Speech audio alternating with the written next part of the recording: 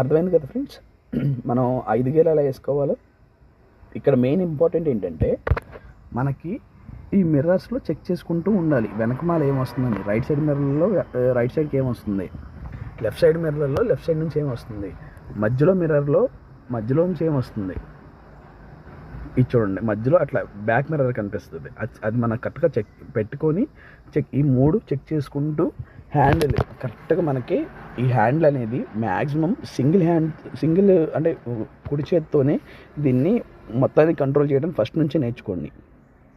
ఎందుకంటే మనం 2 చేతులు ఇక్కడ పెట్టేసి ఈ గేర్ రాడ్ దగ్గర నుంచి మళ్ళీ ఈ హ్యాండిల్ దగ్గర తెచ్చేపడు టైం పట్టుద్ది. అలా కాకుండా ఒక లెఫ్ట్ హ్యాండ్ అనేది గేర్ రాడ్ మీద ఉంచేసి రైట్ హ్యాండ్ అనేది ఇలా పెట్టుకుంటే మీకు చాలా అంటే చాలా ఈజీగా ఉంటుంది. ప్రశాంతంగా వెళ్ళి రావచ్చు ఎక్కడికైనా సరే. ఇంకొకటి, ఇది మొత్తాన్ని హార్న్ అంటారు. ఇది ఎక్కడ ప్రెస్ చేసినా సరే హార్న్ మోగిద్ది. ఇవేమో మనకి మ్యూజిక్ ప్లే చేసుకోవడానికి, బ్లూటూత్ మోడ్స్ మార్చుకోవడానికి, సాంగ్స్ వెనక్కి ముందుకి. ఇది మ్యూట్ బటన్. ఇంకా ఇక్కడ వచ్చేసి ఇది బ్లూటూత్. ఇది కాల్ పిక్ చేసుకోవడానికి, కాల్ పిక్ చేసుకోవడానికి, కాల్ కట్ చేయడానికి ఇవి 2. సో అన్నీ ఇక్కడే ఉంటాయి. ఇంకొకటి ఏంటంటే నేను మీకు ఇందాక బ్యానెట్లో వాటర్ పోస్ట్ చూపించాను. ఇట్లా చూడండి, ఇదిగోండి, అర్థమైందా మీకు? అదిగోండి వాటర్ వచ్చాయి కదా, అవి మనం ఇందాక పోసిన వాటర్ అనమాట.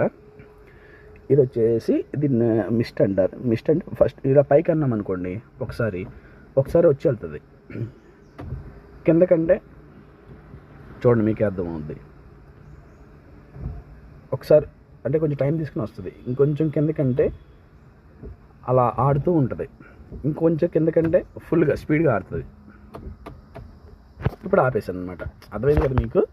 ఇది వచ్చేసి మనకు వాటర్ రావడానికి మన వైపర్ అనమాట.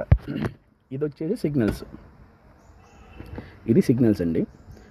ఇట్లా అంటే లెఫ్ట్కి వస్తుంది సిగ్నల్, కనిపిస్తుంది మీకు. తర్వాత చూడండి, దీన్ని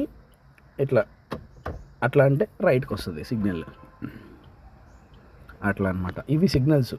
మనం బండి తోలేటప్పుడు ఇవన్నీ చెక్ చేసుకుని తరువుగా మనం పోనిస్తే మనకి ఎటువంటి ఇబ్బంది ఉండదండి. ఎందుకు చెప్తున్నానంటే ఇది నేను ఫస్ట్ నేర్చుకునేటప్పుడు కూడా మా గురువు శివ ఆయన పేరు, అతను కూడా సేమ్ ఇలాగే నేర్పించాడు నాకు.